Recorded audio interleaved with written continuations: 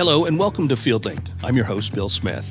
You know, every year, growers across the nation depend on retailers to help them provide services to apply chemicals, fertilizer, as well as different fungicides and seed treatments.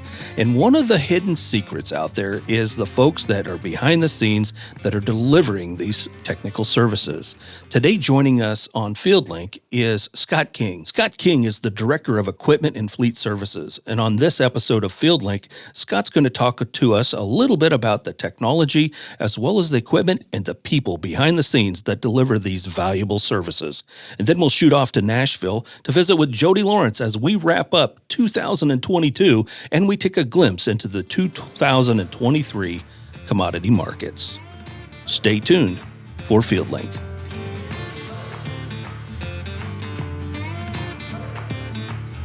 Hello, I'm your host, Bill Smith, and welcome to the FieldLink podcast, where we dive into topics that help farmers produce more yield and better manage the risks that impact their farming operation. Today on FieldLink, we are visiting with Scott King. Scott is the Director of Equipment and Fleet Services at Helena Agri-Enterprises. He and his team oversee the equipment that it takes to deliver critical application services to growers across the nation. Scott, welcome to FieldLink. Good morning, Bill. Scott, you're responsible for a lot of things that wheels on the ground, so to speak, at Helena. But before we dive into that today, tell us a little bit about you. Where'd you grow up, and how did you get into this particular role at Helena? Sure, Bill. Yeah, you're right. Wheels on the ground, that's kind of what we do.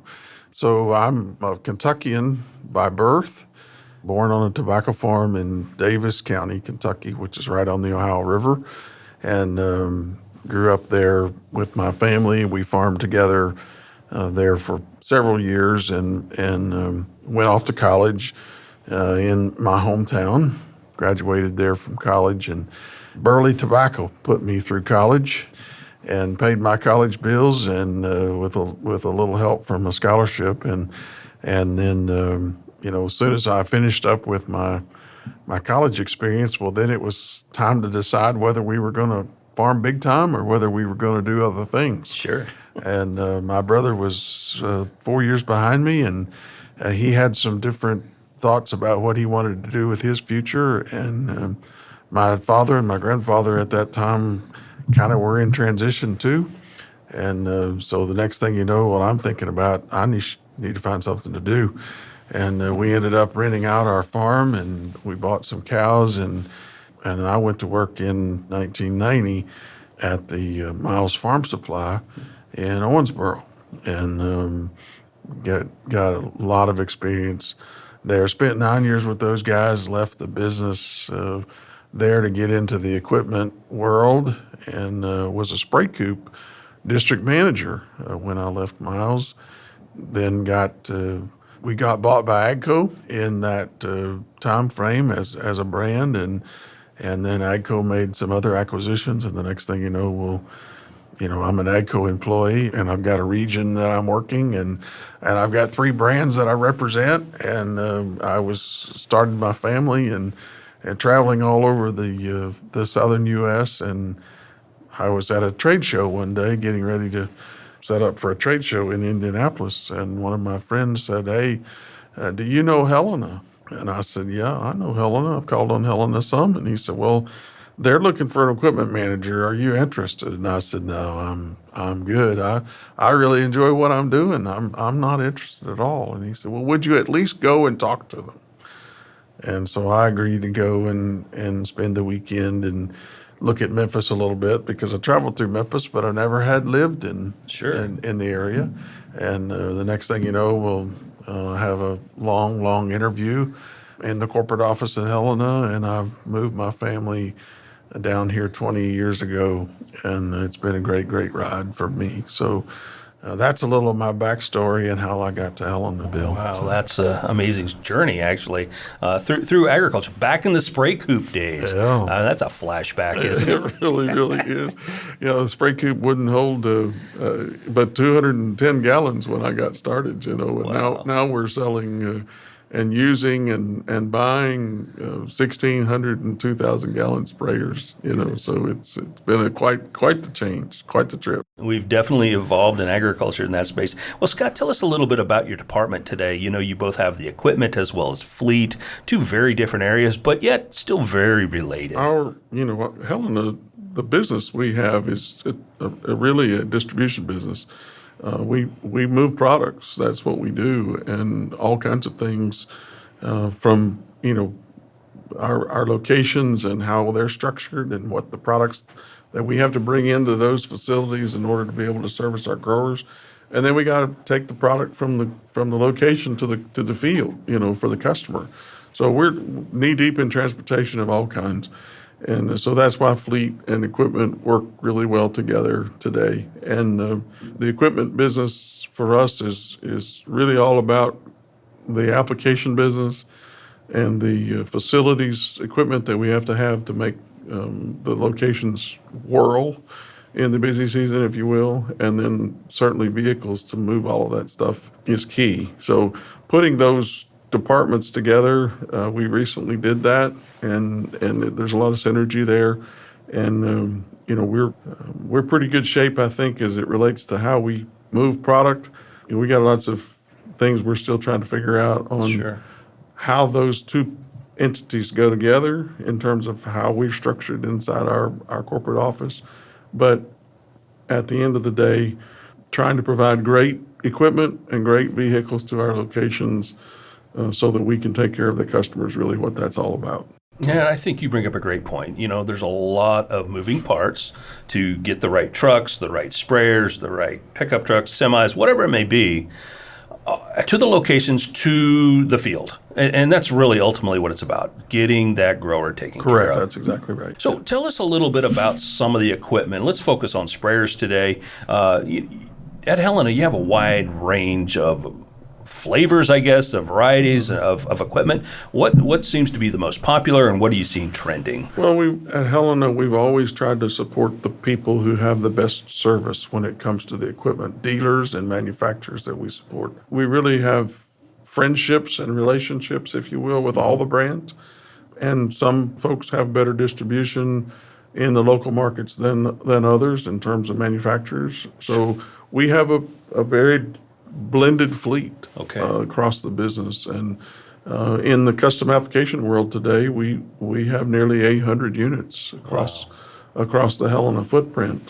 And those, all of the major manufacturers in the custom application business today will be represented in that 800 number. So, yeah, but really we don't have a preference, Bill, today, brand specific preference at all.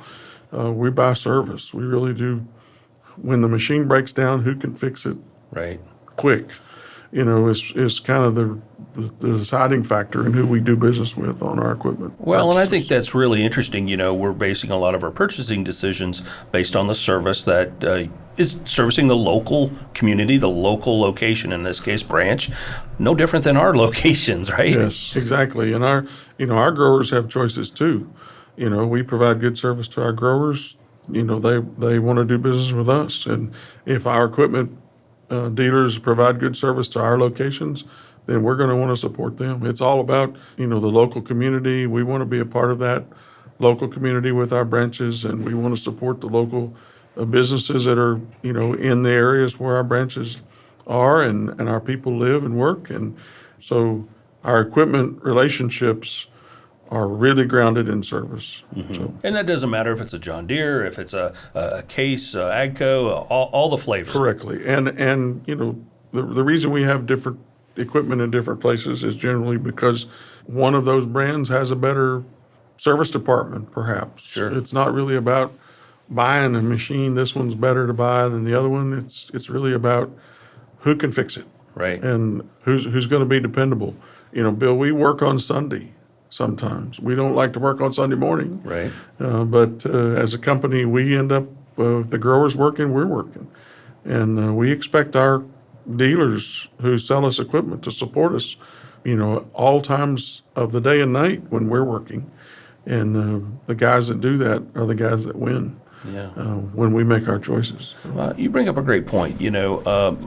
Mother Nature has certain demands, and certainly we don't care to work on Sundays, but sometimes we have to. And that customer, that grower is depending on that crop to be sprayed at a specific time based on Mother Nature, right? Yes. And we've got to be prepared and staffed as well as have the proper equipment in place to execute. No question. And that's sometimes we feel like we're fighting the weather. Right. And sometimes we feel like we're just working with it, and some years are a lot better than others, as you know. And, some falls are nice and dry, and we can get all of our pre-plant products on, in the fall, and it's a pretty smooth process. Other falls are extremely wet, and it makes our spring season so crunched up, that we have all hands on deck and everybody's working lots of hours, because we're in a spring market, in some places. So weather is a tremendous determiner of what we do and when we do it, no question. And the main thing is when the grower gets ready, we have to be ready. Sure. And if his fields are dry enough for him to be in, then he probably has already told us to get something done for him. That's right. Well, you touched on a really critical part of custom application that we're clearly involved in at nearly 500 stores across the United States. But the people side, it is really the differentiator. We mentioned equipment. We have all flavors, but let's talk a little bit about the people. How do you prepare our staff to best be prepared to go to the field with whatever color of iron that they're running? Well, good question, Bill. And I would say first, the teams that are at our branches, really living organisms. The guy at the branch manager level, is coaching and building his team to serve those customers when they get ready. So, that branch manager and his team of people really are key to how we go to market. And we work alongside those branch managers in my department to try to help the applicators who run these machines. We have applicator training on an annual basis at Helena, and that keeps our guys on the cutting edge of all of the things that they need to know to be the best applicator in the market. And we really take a lot of pride in that group of people. It takes all kinds of folks at our locations to make our business run. But when we have to get down to the nitty gritty with the grower on putting products on his land, on his leased land, our applicators are the last person to touch that product before it lands on the ground. So we believe those people are very key in our distribution, if you will. We talked about that earlier. Right. In how we distribute products, our applicators are key to that. So we believe in training those folks, hiring the right people, and putting them to work. Most of the time, applicators really, really would love to farm. Some of them do. Right. Some of them haven't had the good fortune of being able to continue farming. And those are the kind of guys that we really like to have in the seat of a machine today. Okay, so you touched a little bit on a critical area, and that's the applicator training. And that not everybody in the industry does that at the level that you're talking about. Can we deep dive a little bit deeper into that area? Absolutely. We have applicator training every year in our business, and we alternate our training year over year. Helena hires lots of new people. We have applicators that start with us and that love to be applicators, and they work for years and years and years as an applicator.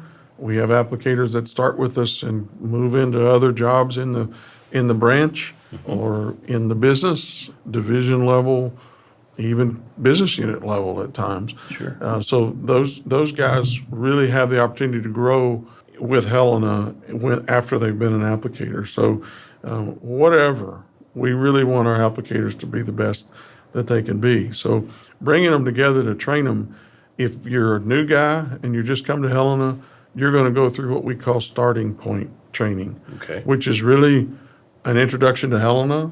We're going to talk about all the things that an applicator needs to know about running a machine, for sure, but we're also going to plug him into some Helena products classes and some agronomy classes and Helena corporate classes, just to give him a good flavor for who Helena is. Sure. And why we do things the way that we do. And then the guy that's been through that session will then in the future have the opportunity to return and attend what we call operator forum. And Operator Forum is our refresher course training Okay. that we have available every other year for our experienced applicators, just to keep their skills sharp. And technology is a lot of what we do and train on every year is because it changes so fast. And so a refresher course is necessary for our applicators, every so often. Well, you touched on something that is, I feel, very, very critical. Our agronomists, our agri-intelligence specialists, our salespeople are working really hard with their growers to create plans. And you said it. Sometimes that custom applicator is the very last person to touch that product before it touches the plant and the final application. So you mentioned in the training, you're having your custom applicators spend time better understanding how some of these products work. Tell us a little bit more about that. Sure.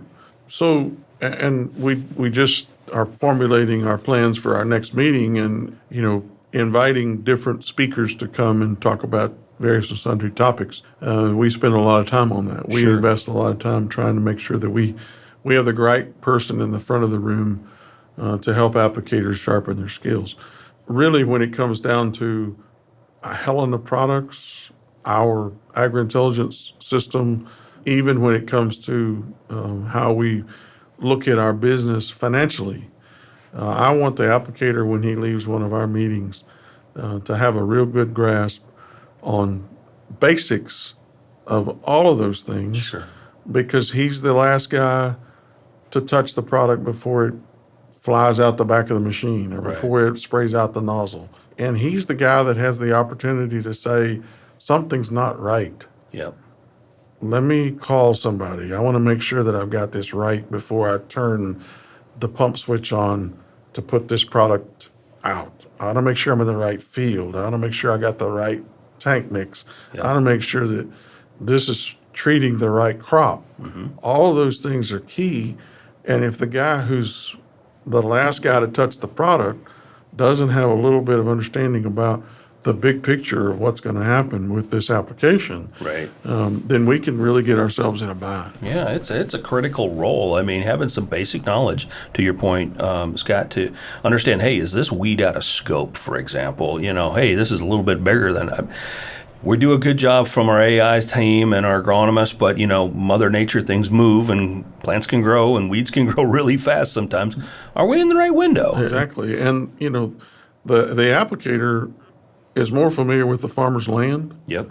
than probably anybody in our branch. He's been over his fields multiple times likely. We scout, we do all the things that we need to do to help the customer understand how we can provide services to him.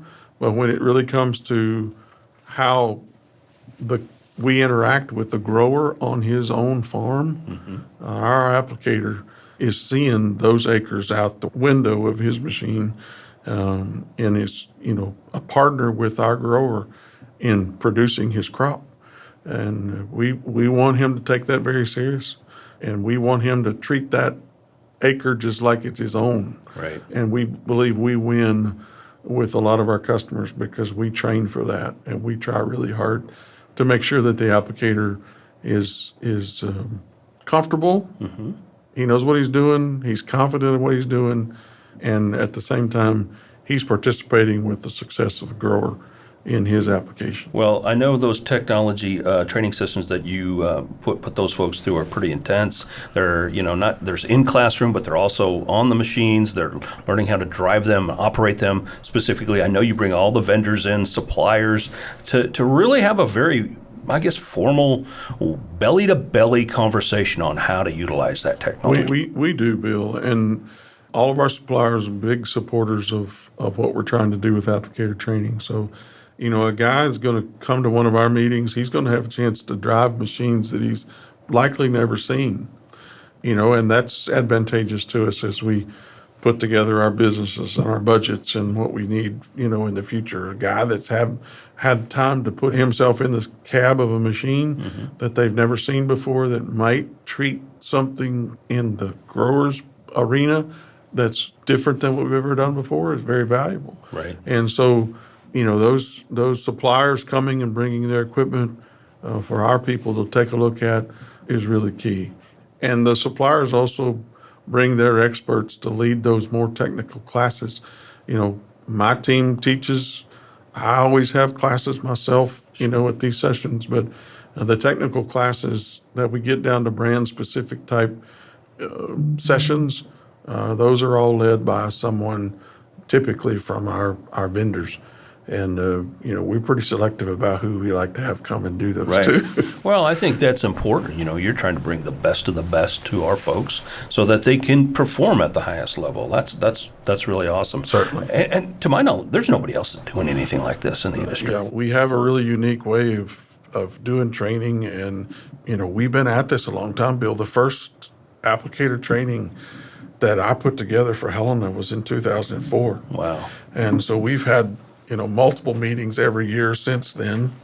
And I don't know, I think we're maybe on like 44, the 44th session coming up this year. So, we've been at it. We kind of know what we're doing. Right. Our competitors have training. Our competitors go to training with our suppliers, just like sometimes our guys do. Sure. We're training a different way. We're really training for how we take Helena to the field. We want our applicators to really, really take Helena with them when they go to the field. It's pretty common for our guys who are spraying or spreading to get stopped by the grower on the turn row, Right. and have a conversation with the customer. And it's absolutely critical for me that applicator can talk enough about Helena that's consistent with what we're doing with our sales. It's consistent with what we're doing with our Helena products. It's consistent with how we go to market with Agri-Intelligence. That guy has at least a high level understanding of all of those pieces that are so critical for how we help the grower produce more crop.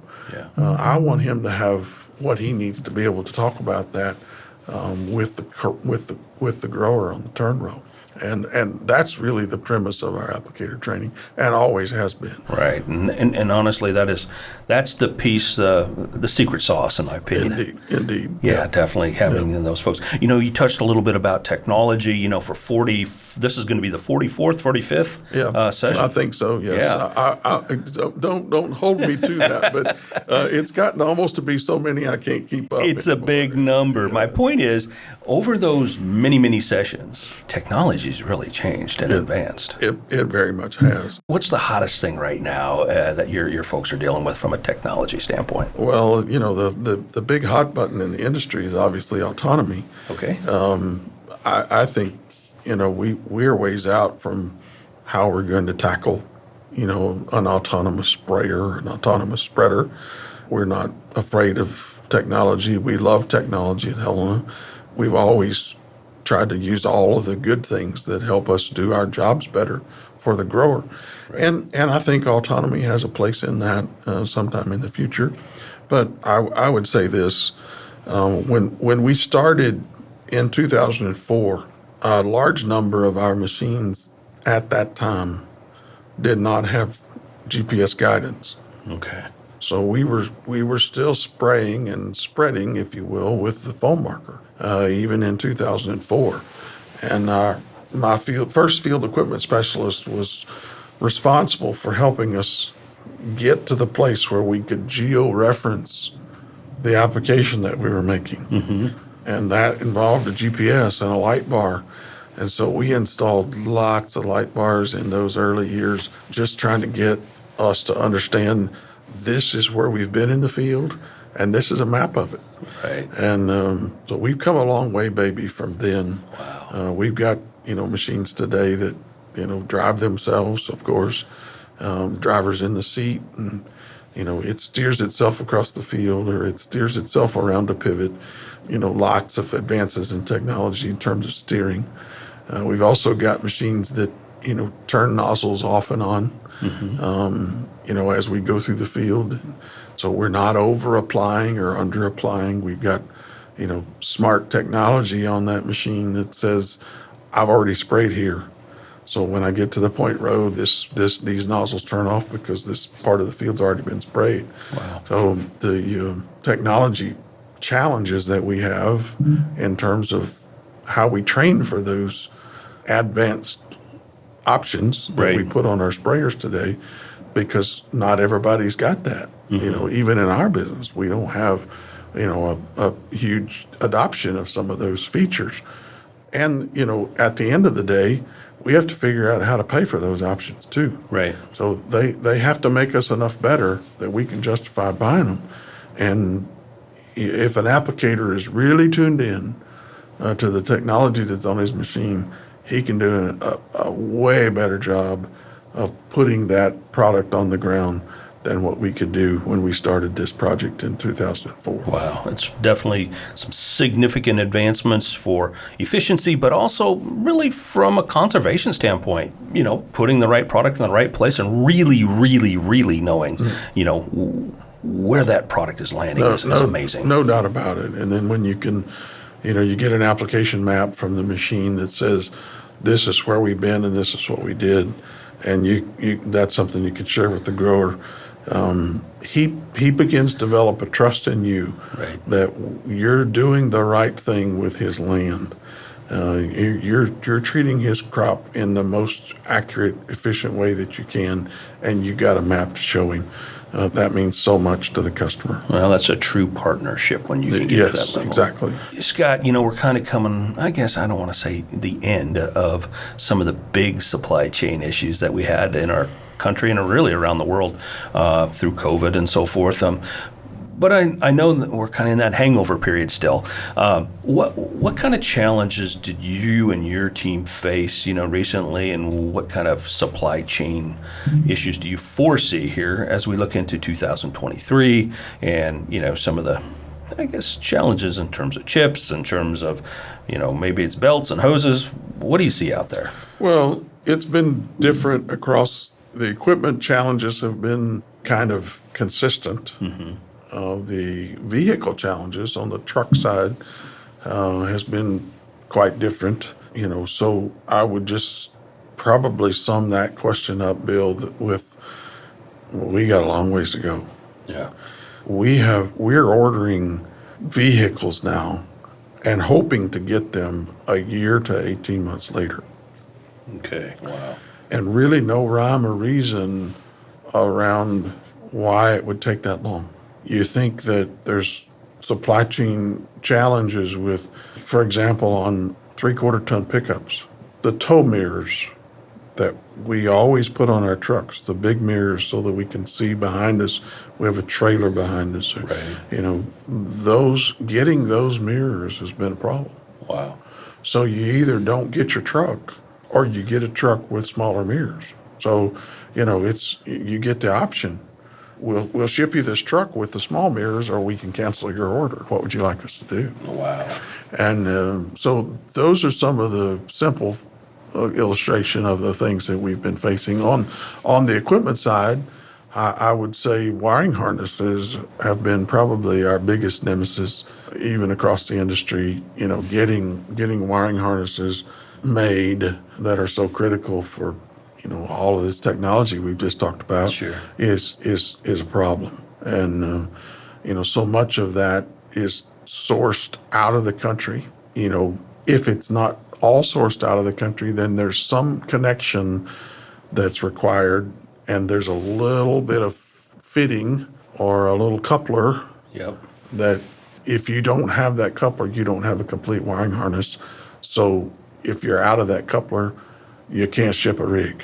And when you can't get those couplers and you don't know when you can get them, that slows down the whole process. So our manufacturers have struggled on the equipment side with all things supply chain. And, now we're hearing that there's some challenges with tires. Oh, wow. So there's tires available, but it's not necessarily from the standard brands that a manufacturer would be using. Floor mats, something as simple as a floor mat on a sprayer. You'd think, well, ship it without a floor mat. Well, when you're shipping a $500,000 machine, that rig needs to be complete. And if it's a floor mat issue, well, then most of the time the manufacturer's going to say, well, it's just going to sit here on the yard till we get a floor mat. So that backs up the whole channel. Sure. And we're ordering machines custom application machines, big payloaders that are so critical in our fertilizer locations.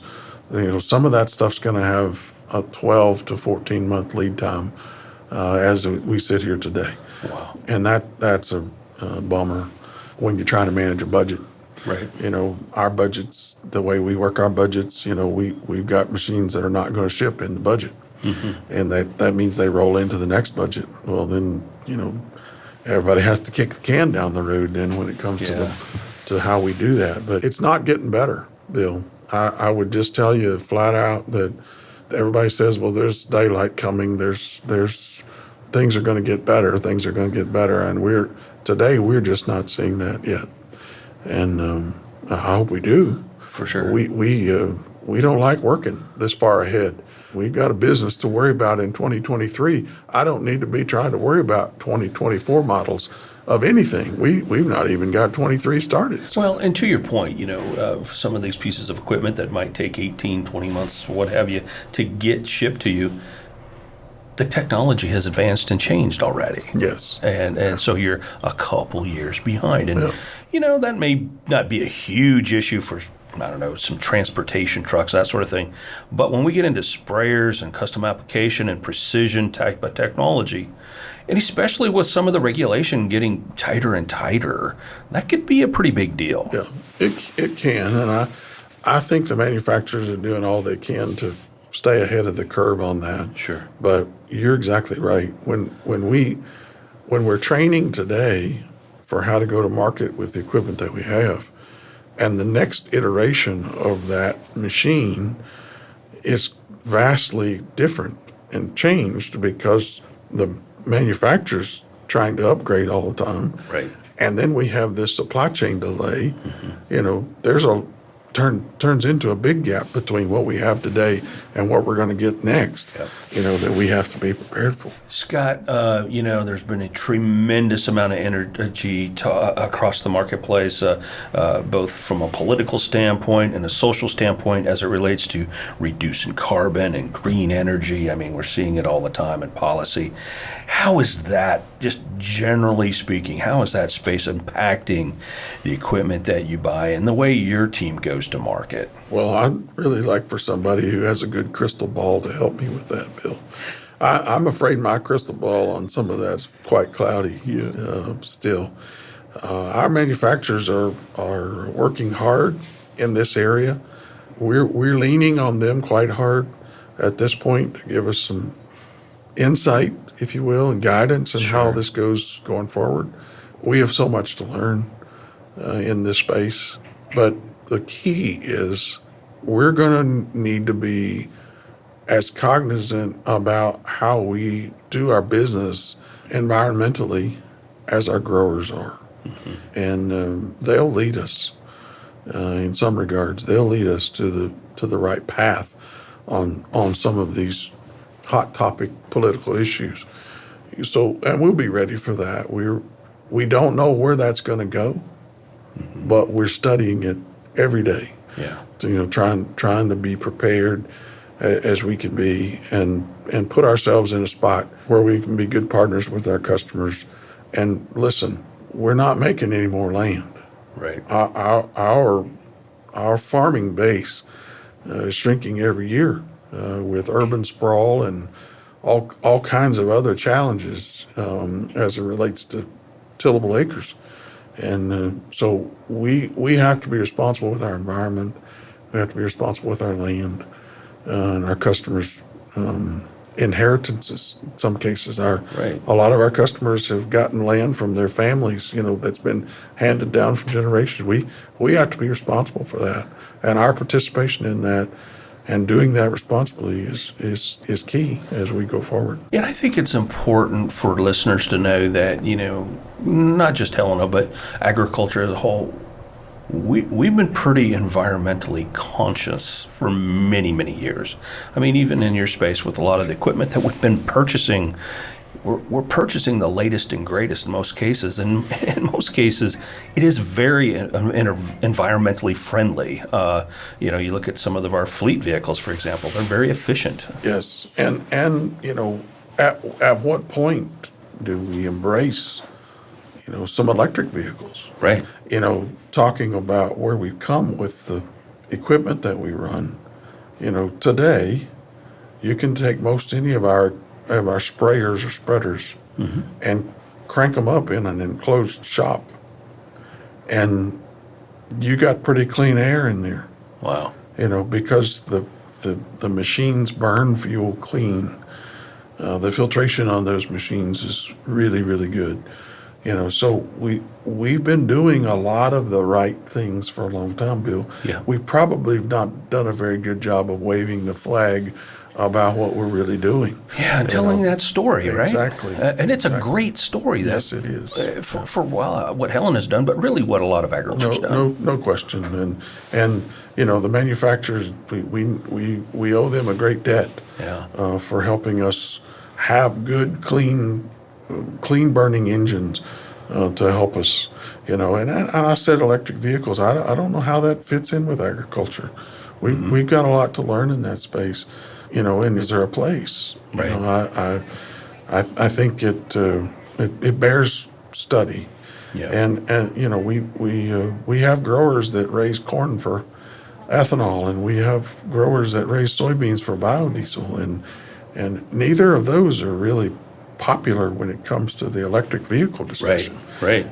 So we have to keep that in mind as we go forward too. So good stewardship of our environment is something we have been doing a long time, and we have to do a better job of telling the story, like you said, about what we're doing. Scott King, I want to thank you for joining us here today on FieldLink and learning a little bit more about equipment and fleet services at Helena and the many people that touch those sprayers and trucks that help keep agriculture moving forward in the United States. Hey, Bill, thanks for the invitation. I have enjoyed it very much, and we're going to keep doing the right thing as very best we can. So appreciate your time.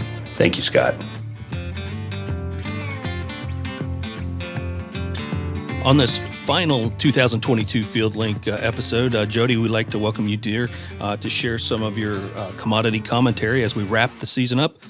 A lot of crazy news, crazy things happening here as we wrap 2022 up. Jody, what's going on in oil right now? Well, crude oil is being driven by several different factors. The U.S. Strategic Petroleum Reserve, the Department of Transportation and the Biden administration let the cat out of the bag that they will be buying and refilling the strategic reserve in the $70 to $72 a barrel area. We traded today a little bit over $81 for a while. And so expect a lot of support below this. And then you have the issue that over the last week, Russia has reacted to the EU ministers trying to fix the price that they would pay for Russian oil by it implying and probably encouraging that they will start cutting production to raise the price. And you've got a really volatile and unsettled energy market, and you don't even have OPEC involved in it right now. So I remain on the side of being a hedger of all diesel fuel. Any break below 320, we traded all the way up to $3.40 on the February futures today. So that's nearly 60 cents off the early December lows. So it's going to remain volatile, but we also know that there is a bottom forming in this market, especially with the news today that if China starts to really pull back on their restrictions on COVID and travel and try to improve their economic condition, China being the largest user of crude oil in the world, there'll certainly be a bigger supply issue when we look into 2023. Yeah, I think that's a really good point. While China's had their lockdowns, so it's still important for us to understand that they are, the global leader as far as demand and utilizing a lot of that energy. And now they're starting to get ready to get back in the game. That could certainly impact, the prices as far as energy is concerned here in the next several months. Absolutely. And energy is always the ripple effect through all the rest of the markets. And as you begin to look at costs and bottom lines, it's such a major influence when you go to natural gas on production of the fertilizer side, and then drying corn later in the fall. And it's just, energy is always something that needs to be considered at the front of the line. Hey, Jody, let's move over to the other side of the globe and talk a little bit about what's going on in South America. We've seen some pretty good things in Brazil as far as they're having a bang up soybean crop, it looks like. But on the flip side, Argentina's struggling a little bit. What are you hearing from the market? Yeah, it continues to be the have and have nots that it has been most of their spring, and now as they move into their early summer, with the northern about 75%, or from south central all the way to the northern part of Brazil, really in ideal conditions. They got planted on time. They've had plenty of moisture to go into, and it's rained as you would expect to be able to do a little bit better than trend line yields, and that's currently the expectations. Where the real South American issue is, though, the the transition from La Nina to El Nino is becoming very slow and very choppy, which has kept Argentina in a definite dry situation, a drought situation that they've been involved in for almost 3 years now. So Argentina is struggling, and it's really just going to be a matter of how much extra production Brazil is going to have to offset what Argentina is losing. And right now, it looks like Brazil may be able to offset it. At least break even, which if you would make the total yield for both countries still well above what we would need to increase stock. Definitely a lot of things happening in Brazil right now as China's opening up. One of their strategic partners, the Chinese, going to take advantage of a lot of things that Brazil has to offer moving forward. Yeah, China's going to stay at the front of their line because Brazil's soybean harvest is going to start by the end of January. And China, while they have been an active buyer of ours, even before they lifted the COVID restrictions, the normal seasonality of them importing beans from Brazil in the new crop market is going to begin here pretty soon. So China is going to remain a very important driver of world export demand, and also how deep the possibility of the world recession is. Because if they bounce back more quickly than expected, then the recession, we may be able to have a soft landing at the end of this mess. Jody, as we get ready, holidays are starting to wrap up in a lot of places across the country and around the world, and we're getting ready to flip that calendar here in a few days to 2023. What's the outlook for a lot of producers as it looks at the grain markets, and they kind of get ready to work with their tax person here and do some prepay here in the last handful of days before the first of the year? Well, this is always a good time of year to have everything at your fingertips because you get to be able to do all of the math. How much did I make this year? How much did I spend? Do I need to defer something into 23? Do I need to pull something back into 22 to minimize my tax responsibility? So this is always a good week to have some desk time. But as I look forward, the markets have really been in a good spot, rallying into the year end, the Santa Claus rally, where you've got December 23 corn back over $6, and you've rallied well off I guess you could call it the harvest lows. You're nearly 25 cents, and that's for 23, and or at least 23, where the March has rallied even more than that to price in the concern in South America. So you're at a great point right now to be able to sell grain, sell bushels, start on prepay, because prepay this year looks like it's going to offer some really great opportunities.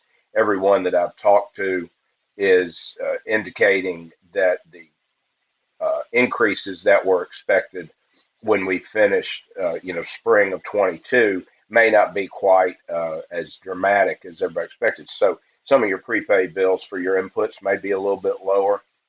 And right now, being able to sell into a rally and write checks for that income to take advantage of potentially lower interest rates or zero interest rates, and discounts on everything you're going to need. It's really a good time of year to be proactive about working on your bottom line and seeing where your break even is going to be. Yeah, definitely a time to really scratch out the paper and tighten up that pencil a little bit as we get into 23. Jody, you're going to be hitting the road probably pretty hard here the next several months. Where some of the places you're going to be in terms of conferences and meetings coming up? Well, we're going to start next week. We're going to make a run through Indiana and Illinois, and then the next week, a few more Illinois meetings. The major thing in January within the next 2 weeks for me is the USDA January 12th report that will give us their final numbers and update all of their columns on their balance sheet on for the 22 crop. And then we'll be on the road. Gosh, we'll be all over Nebraska, Iowa. You pick a place, and we're going to hit it sometime between now and when everybody gets in the field. So I hope we can get out and see everybody, and that when we get there, we'll have good meetings. And I'm always excited this time of year to get out on the road. Yeah, Jody, we look forward to having you and getting face to face. Coming up, the Commodity Classic will be held this year in Orlando. I'm sure you'll be down there with us there, and we look forward to catching up with you in the beginning of early March this year in Orlando. So be sure to be checking your calendars out, to attend the largest grower conference in the United States. Good time down there, put on by the Commodity Classic. Yeah, I'm looking forward to that. That's always a good one to get to go to Orlando. Maybe it'll be a little bit warmer than it was last year in New Orleans because it got chilly there for a couple nights. But Orlando's fun, and just being able to learn and see and meet and talk with old friends and meet new people in the industry. The Commodity Classic is really a wonderful meeting to be able to go to kind of finish, the winter and then start heading into the spring and all the big stuff that happens then. Well, Jody, want to certainly thank you for joining us this past year, being a regular for us here on FieldLink. If folks want to reach out to you, Jody, what's a good phone number for them to contact you? 615-948-2378. Always happy to talk to anybody, answer any questions. If they have a question about something I wrote in the newsletter or just something in general that they see in the markets, I always tell everybody I get my best information and best reactions from farmers who call me and tell me that I either missed the boat on some information that I put out, or they give me another layer from boots on the ground. So I always enjoy talking to all the farmers who are willing to pick up the phone and call me. All right. Well, there you go, Jody. Thanks for joining us here on FieldLink, and we look forward to 2023. Thank you, Bill. Everybody have a happy new year, and looking forward to a great 2023. On behalf of the entire staff from Helena, we want to thank you for joining us for this episode of FieldLink as we wrap up 2022. And we look forward to having you join us on future episodes in 2023.